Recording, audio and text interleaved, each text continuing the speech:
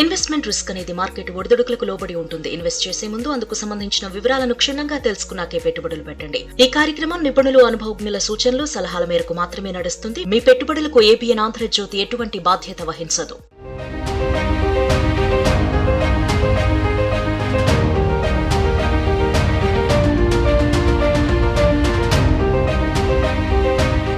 Money మంత్ర కార్యక్రమానికి స్వాగతం.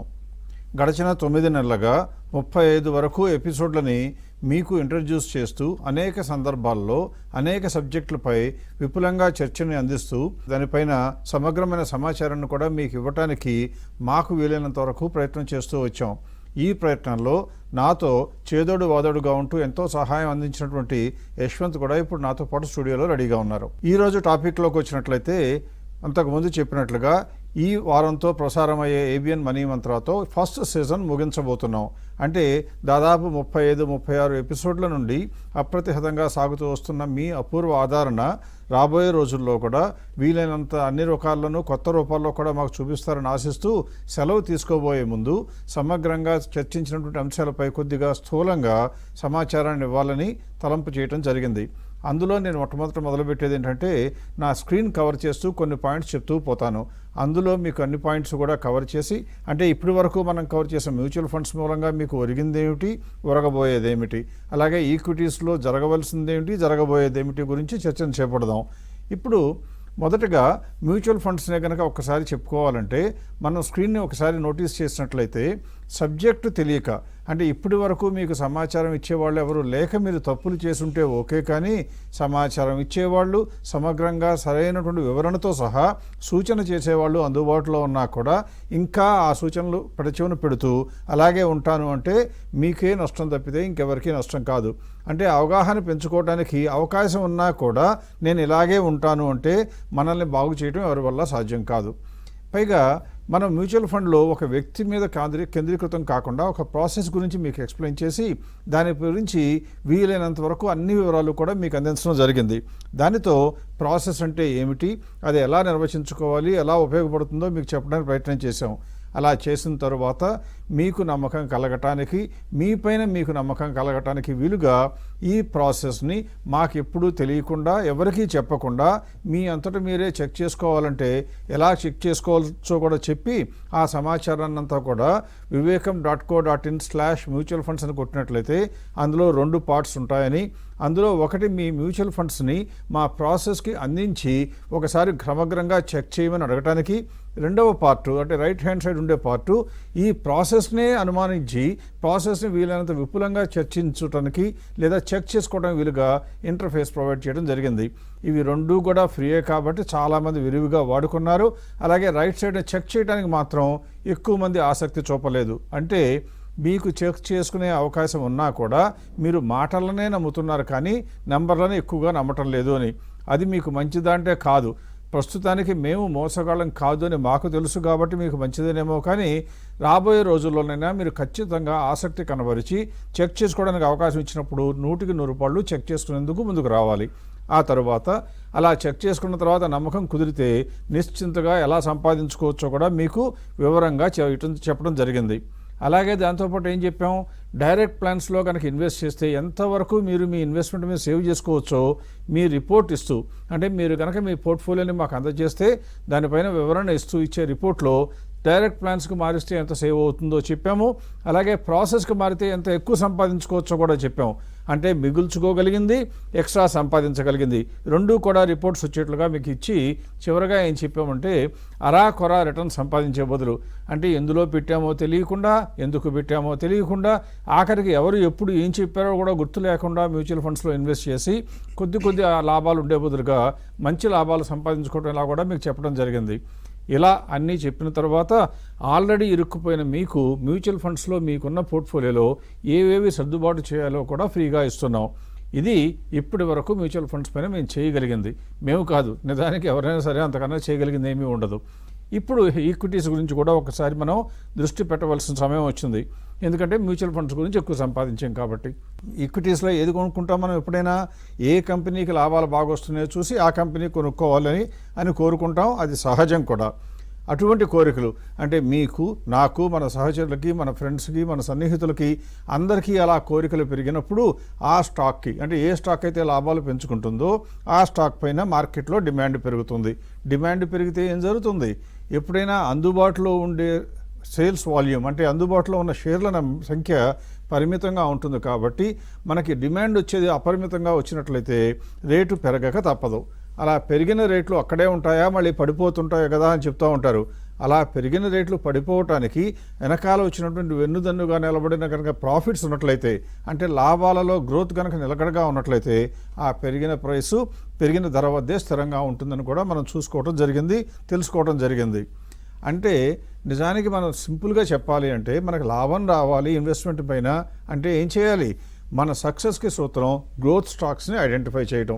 ఎప్పుడు కూడా మొట్టమొదటి గ్రోత్ స్టాక్స్ని పట్టుకోవాలి, అందులోనే మనం ఇన్వెస్ట్ చేయాలి.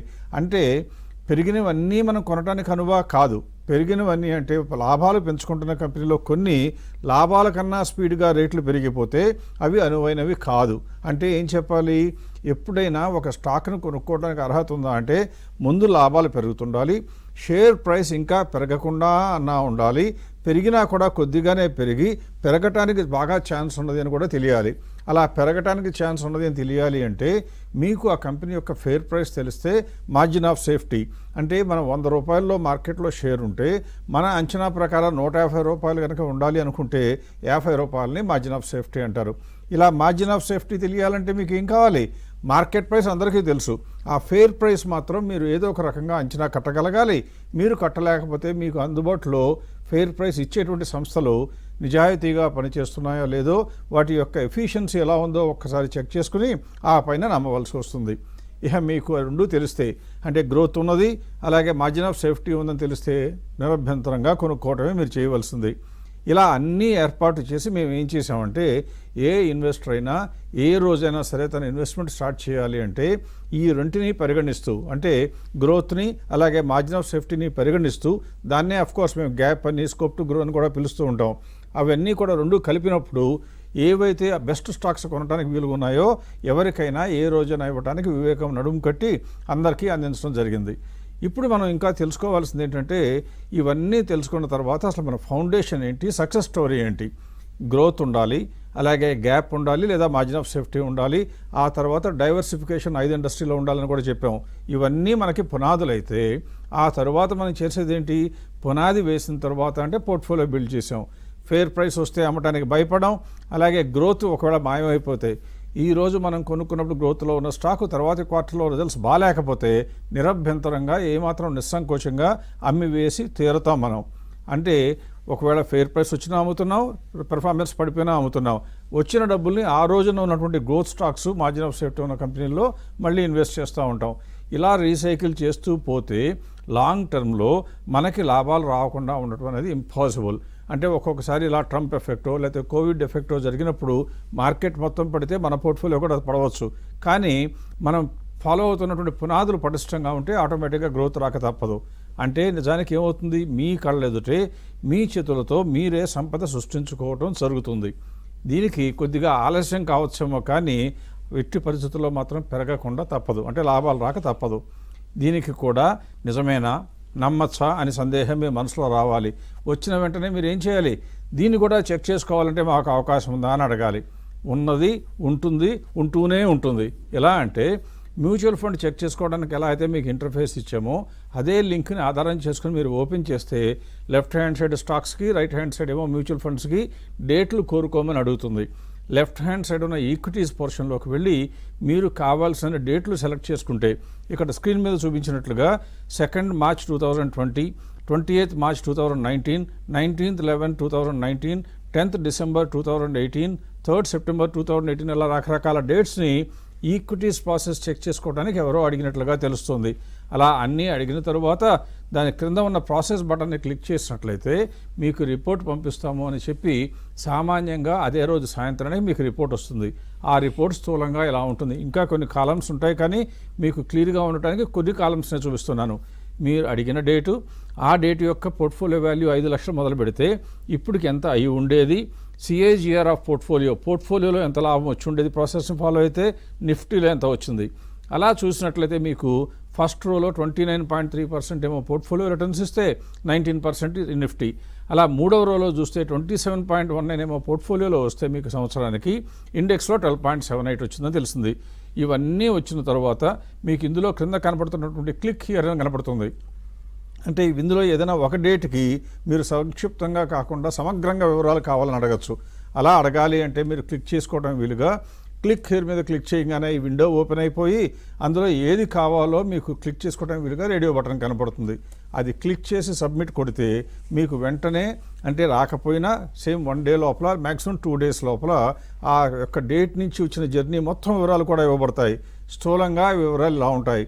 అందులో ఒక టేబుల్ ఏముంటుందంటే స్టాక్ హోల్డింగ్స్ అని ఉండి, లేదా స్టాక్ డీటెయిల్స్ అని ఉండి, మనం డీల్ చేసిన ప్రతి స్టాకు ఏ రోజు కొనబడింది, ఎంత క్వాంటిటీ కొనబడింది, ఏ రేట్లో కొనబడింది చెప్పడమే కాకుండా ఏ రోజు అమ్మబడింది, ప్రాసెస్ ప్రకారం ఎంతలో అమ్మబడింది, లాభం నష్టం ఎంత వచ్చిందో కూడా చూపించడమే కాకుండా ఆఖరిలో దానికి కారణం కూడా చెప్తుంది. ఇక్కడ మీరు చూసినట్లయితే ఒక స్టాక్కి సంబంధించి stock reaches expected market price, అంటే ఫెయిర్ ప్రైస్ వస్తే అమ్మేశాము, అలాగే రెండోది కూడా అదే కారణం, మూడోది కూడా అదే కారణం. కానీ నాలుగవది మాత్రం మీరు చూసినట్లయితే stock on hold, no scope, bad performance, అంటే ఈ కంపెనీ మనం అనుకున్న ఫెయిర్ ప్రైస్కి రాలేదు, ఆ కంపెనీకి మనం అమ్మటానికి కారణం తర్వాత వచ్చిన రిజల్ట్స్ బ్యాడ్గా ఉండటంతో అమ్మి వేయమని చెప్పడం జరిగింది. ఇలా చెప్పిన తర్వాత ఆఖరిలో ఒక రిపోర్ట్లో పోర్ట్ఫోలియో ఎలా జరిగిందో మంత్, అలాగే నిఫ్టీ ఎలా జరిగిందో మంత్ కూడా ఇచ్చి మీకు కంపారిజన్ ఇవ్వడం జరుగుతుంది. ఇక్కడే చూసినట్లయితే ఒక పీరియడ్ నాటికి, అంటే దాదాపుగా 30th May 2020కి చూస్తే 6.6 ఏమో పోర్ట్ఫోలియో ఇస్తే నిఫ్టీ ఏమో -7.26. అలా ఎప్పుడు చూసినా కూడా పోర్ట్ఫోలియో మెరుగ్గా ఉన్నట్టు కనపడింది. ఇలా జరగటం మూలంగా మనకు వచ్చే లాభం ఏంటంటే మన పోర్ట్ఫోలియో మీద ఎప్పుడు చూసుకున్నా, ఏ రోజు మొదలుపెట్టినా లాంగ్ టర్మ్లో నిఫ్టీ కన్నా మెరుగైన లాభాలు వస్తాయని తెలుస్తుంది. ఒకవేళ కనుక ఎవరైనా ఆల్రెడీ ఇన్వెస్ట్ చేసి ఉంటే ఈ మార్కెట్లో ఈ రోజున బాగా పడిపోయింది కాబట్టి, అంటే మార్చి 2025లో మనం వీడియో రికార్డ్ చేస్తున్నాం కాబట్టి ఆ రోజుకి మార్కెట్లో బాగా పడిపోయింది కాబట్టి దిగుల్లో ఉండి ఉంటారు. ఉదాహరణకి మనం ఇప్పుడు ఒకసారి స్లైడ్నే కనుక స్క్రీన్ని చూసినట్లయితే మీకు కొన్ని పాయింట్స్ చెప్తూ చర్చిస్తాను. ఇక్కడ స్క్రీన్లో చెప్పినట్లుగా, కానీ ఆల్రెడీ స్టాక్స్లో ఇరుక్కుపోయామే, అంటే ఆల్రెడీ తెలియక ఇరుక్కుపోయామే మాత్రమే సొంతగా కొనుక్కుని అనేవాళ్ళు చాలామంది ఉంటారు. వాళ్ళు చెప్పే మాట ఏంటి, మార్కెట్ ఫాల్లో చాలా నష్టపోయామండి అంటారు. మీరే కాదు, దేశం మొత్తం నష్టపోయింది, అందులో మీరు కూడా ఉన్నారు. స్టాక్ ప్రైస్ తగ్గిందా లేక ఆ స్టాక్ యొక్క లాభాలు తగ్గాయా అని ఎప్పుడన్నా మీరు ప్రశ్నించుకుంటారా? రేటు తగ్గంగానే మీకు రోజు న్యూస్ పేపర్లో తెలుస్తుంది, టీవీలో తెలుస్తుంది కాబట్టి బాధపడతారు. కానీ ఆ స్టాక్ రిజల్ట్స్ వచ్చి 3 నెలలు అయిపోయింది, మళ్ళీ కొత్తగా రిజల్ట్స్ రాలా, అంటే లాభాలేమీ తగ్గల. మీరు కొనటానికి కారణం లాభాలు బాగున్నాయి అనుకుంటే ఈరోజు బాధపడటానికి కారణం ఏమీ లేదు. మీరు చూస్తున్నదల్లా మీ అధీనంలో లేనటువంటి ప్రైస్ తగ్గిందనే బాధపడుతున్నారు. అందువల్ల మీరు చర్చించుకోవాల్సింది, చెక్ చేసుకోవాల్సింది, మీరు కొన్న స్టాక్కి లాభాలు తగ్గాయేమో చూడాలి.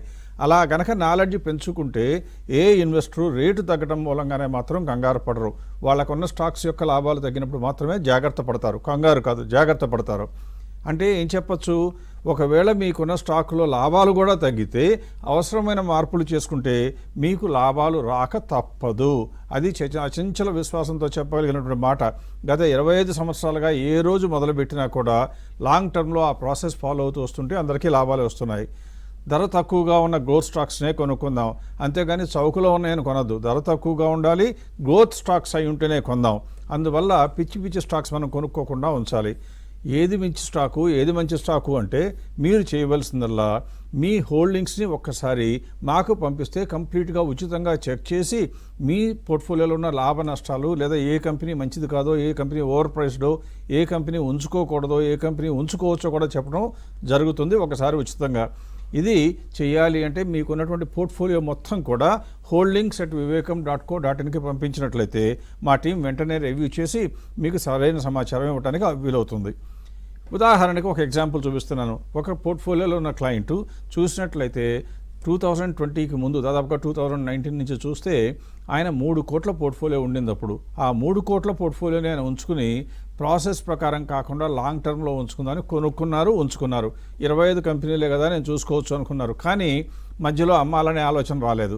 ఆయనకి ఏం జరిగిందో చూస్తే పైన కనపడుతున్నటువంటి కలర్, బ్లూ కలర్లో ఉన్న లైట్ ఏమో ప్రాసెస్ అయితే ఎలా ఉండేది, ఈ రెడ్ లైన్ ఉన్నదేమో ఆయన పోర్ట్ఫోలియో యాక్చువల్గా ఎలా మూవ్ అయిందో చూపించడం జరిగింది. ఇక్కడ మీరు చూస్తే లాంగ్ టర్మ్లో ఇన్వెస్ట్మెంట్ ఆయన చేసి ఉంచుకోవటం మూలంగా 1,12,00,000 నష్టపోతే అదే 3 కోట్ల పోర్ట్ఫోలియోని ప్రాసెస్లో కనుక పెట్టి ఉన్నట్లయితే ఆయనకి 7,30,00,000 వరకు లాభం వచ్చేది. అంటే ఎంత నష్టపోయారు ఆయన 3 కోట్ల పోర్ట్ఫోలియో మీద? ఈ 5-6 సంవత్సరాల్లో 8,42,00,000 నష్టపోయారు. ఇలా తెలియకుండా కొన్ని కోట్ల రూపాయలు పెద్దవారు, చిన్న వారైతే లక్షల రూపాయలు, ఇంకా చిన్నవారైతే వేల రూపాయలు కోల్పోతూనే ఉన్నారు. బహుశా కోల్పోతూనే ఉంటారు, ఎందుకంటే మార్పులు చేసుకోరు కాబట్టి. ఈయనకు ఉన్నటువంటి అతి నమ్మకం ఏంటి? ఒక రకంగా 25 షేర్లే కదా నా దగ్గర ఉంది కాబట్టి పర్వాలేదు అనుకున్నారు. కానీ అందులో చూస్తే మన ప్రాసెస్ ప్రకారం 12 ఉంచుకోదగినవి, 13 వెంటనే అమ్మివేయవలసినవి. కానీ ఆయన అమ్మలేదు, బహుశా అమ్మరు. అలాగే గ్రోయింగ్ ఇన్ ప్రాఫిట్స్ చూస్తే 12 పెరుగుతున్నాయి, 13 లాభాలు తగ్గుతున్నాయి, అయినా షేర్ మాత్రం పట్టుకుని అలాగే వేలాడుతున్నారు. అందువల్ల మీరు ఎప్పుడు కూడా గుర్తుంచుకోవాల్సింది ఏంటంటే, మంచి స్టాకులను ఉంచుకోవటం ఎంత ముఖ్యమో పిచ్చి స్టాకులను వదిలించుకోవటం కూడా అంతే ముఖ్యం.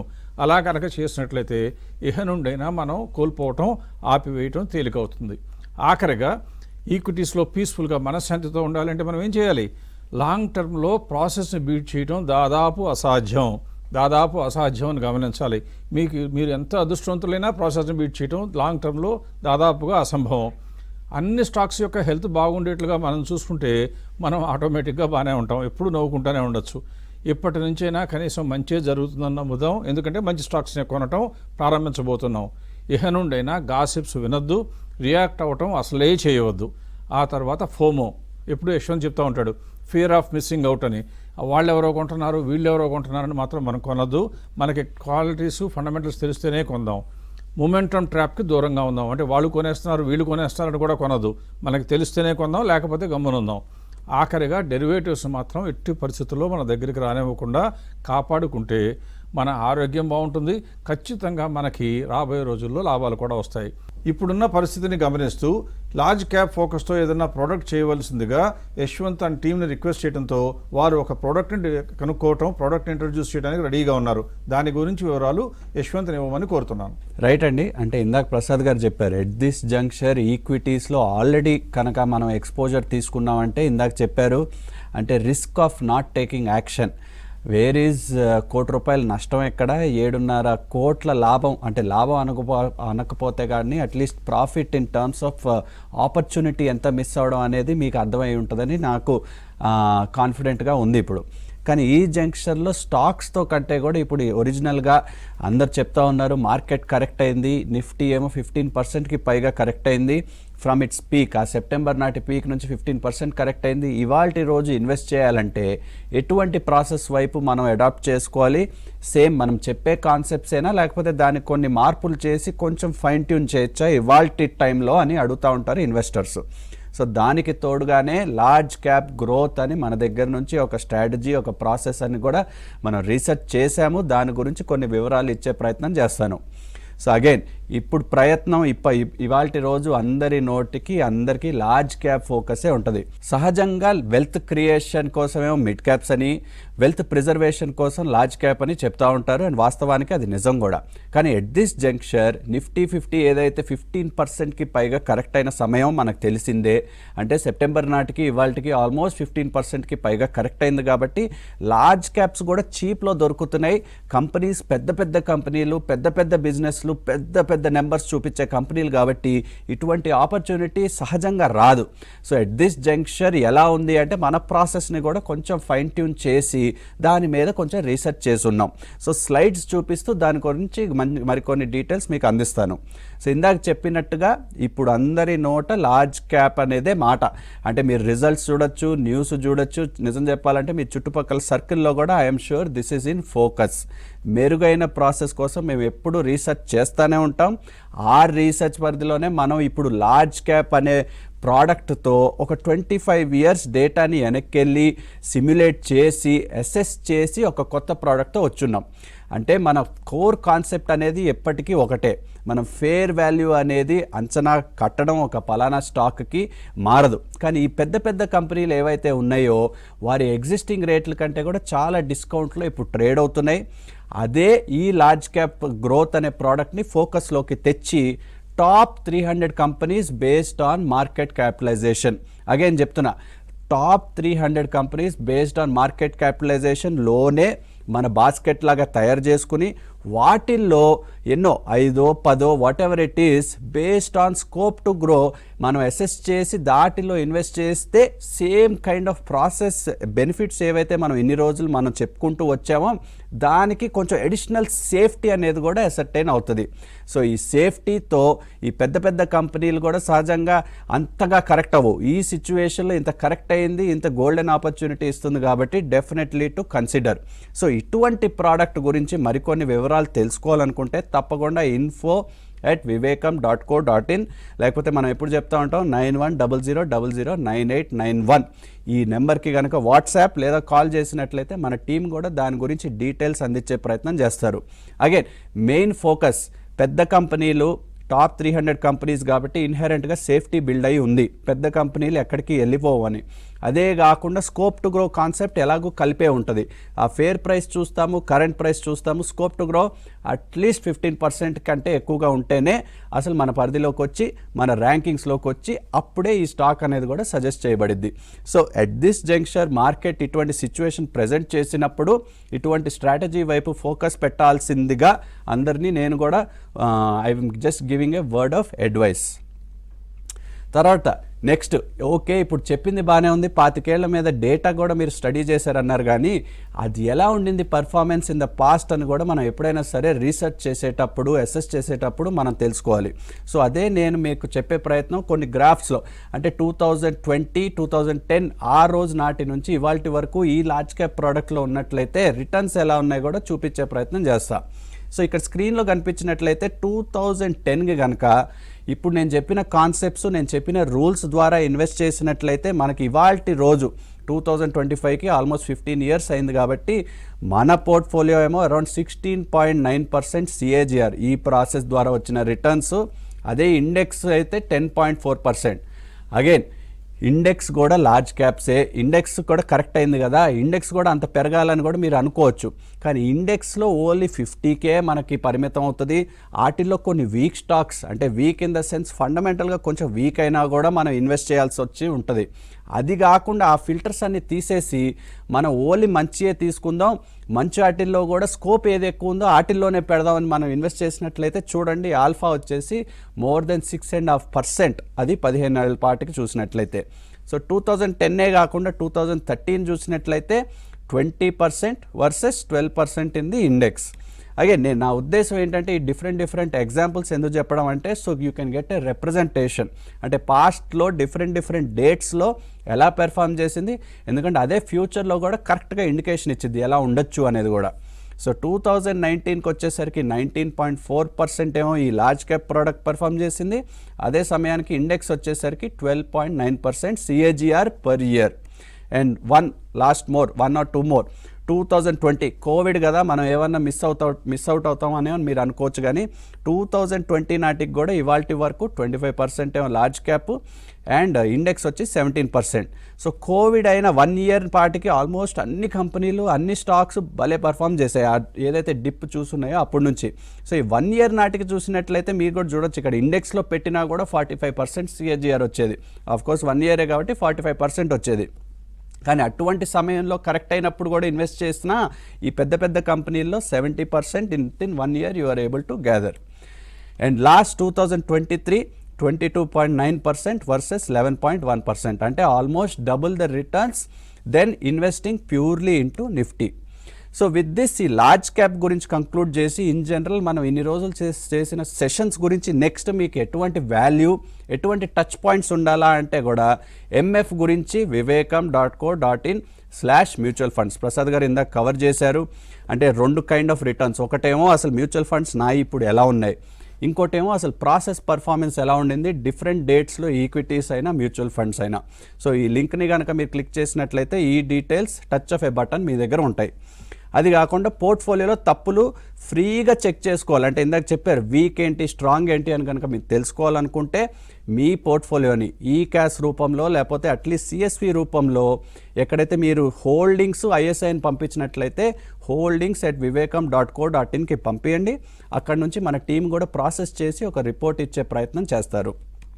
అండ్ లాస్ట్కి సేఫ్గా ఉండాలంటే సైన్అప్ చేయండి. ధైర్యంగా నమ్మకంగా ఇన్వెస్ట్ చేయాల్సిన టైం ఇవాల్టి రోజు. మార్కెట్ ఇంత కరెక్ట్ అయినప్పుడు definitely golden opportunity for new people coming in to the market or people with cash. Future గురించి కూడా హోప్ఫుల్గా ఉండాల్సిన సమయం ఇప్పుడే. మార్కెట్ ఇంత ఆపర్చునిటీ ఇచ్చింది, 15%కి పైగా కరెక్ట్ అయింది. ఈ గ్లోబల్ సినారియో, గ్లోబల్ జియోపాలిటిక్స్ కూడా స్టెబిలైజ్ అవుతాయి, అవ్వక తప్పదు. ఇది ఇవాల్టి రోజు కొత్త కాదు, ఎన్నో రోజుల నుంచి అవుతున్న, అంటే history has shown these situations in the past. అటువంటి సిచ్యువేషన్స్ నుంచి కూడా మార్కెట్, ఎకానమీస్ బ్రహ్మాండంగా పర్ఫామ్ చేసాయి. సో ఇవాల్టి రోజు కూడా definitely good opportunity to get in to markets. And మీలా మీరు ఒక ప్రాసెస్ అండ్ కొద్ది గొప్ప మనం చెప్పిన సూత్రాలు కొంచెం ఫాలో చేసినట్లయితే ఐఎమ్ షూర్ మీరు మీ సన్నిహితులు, స్నేహితులలో అట్లీస్ట్ ఒక లీడర్గా ఈజీగా ఎమర్జ్ అవుతారు. ఈ 35 ఎపిసోడ్స్లో మనం చెప్పిన సూత్రాలు కాస్త యూజ్ అవుతాయని, మీరు మీ ఫైనాన్షియల్ గోల్స్ రీచ్ అవ్వడానికి ఫిక్స్డ్ ఇన్కమ్ అవ్వచ్చు, మ్యూచువల్ ఫండ్స్ అవ్వచ్చు, ఈక్విటీస్ అవ్వచ్చు, డిఫరెంట్ అవెన్యూస్ గురించి మనం చాలా డీప్ లెవెల్లో కూడా insight ఇచ్చున్నాం. Hopefully you will use this and create a great financial future for you and మీ ఫ్యామిలీకి కూడా చాలా మంచి ఫ్యూచర్ ఏర్పడిద్దని కోరుకుంటూ we'll see you again on season 2 soon whenever we do it on Money Mantra. Money మంత్ర కార్యక్రమంలో ఇన్ని ఎపిసోడ్లు చేయటానికి మేము వెనకాల పడినటువంటి శ్రమ మీకెవ్వరికీ కనపడదు. మీరు చూసేది 20-25 నిమిషాలు, 30 నిమిషాలు మాత్రమే టీవీ పైన చూడగలుగుతారు. కానీ ప్రతి ఎపిసోడ్కి కూడా కనీసం 2 రోజుల పాటు తీవ్రంగా శ్రమించాలి, డేటా కలెక్ట్ చేయాలి, బ్రీఫ్గా ప్రజెంట్ చేయాలి. ఆ అరగంటలోనో 25 నిమిషాల్లోనే మీకు పూర్తిగా ప్రజెంట్ చేయాలనేటువంటి తాపత్రయంతో చిన్న తప్పులు దొర్లి ఉంటే పెద్ద మనసు చేసుకుని క్షమిస్తారని ఆశిస్తున్నాం. అలాగే మీతో కలిపి మేము చేసిన ఈ 9 నెలల జర్నీ మాకు ఎంతో విపరీతమైనటువంటి ఆనందాన్నే కాకుండా అపూర్వమైనటువంటి ఎక్స్పీరియన్స్ కూడా ఇచ్చింది. దీనితో నెక్స్ట్ సీజన్ స్టార్ట్ అయినప్పుడు మీకు ఇంకా కొన్ని కొత్త సమాచారాలు, ఎంతో విలువైన సమాచారాలు, చిటికేస్తే వాడుకోవడానికి వీలుగా ఉండే సమాచారాలు కూడా మీ ముందు తేవటానికి 100కి 100 ప్రయత్నం చేస్తామని చెప్తూ ఇప్పటికీ ఈ సీజన్ని ముగిస్తున్నాం కాబట్టి సెలవు తీసుకుంటున్నాను. తప్పకుండా అతి త్వరలో మిమ్మల్ని కలవగలని ఆశిస్తూ నేను యశ్వంత్ మీ దగ్గర నుండి సెలవు తీసుకుంటున్నాం.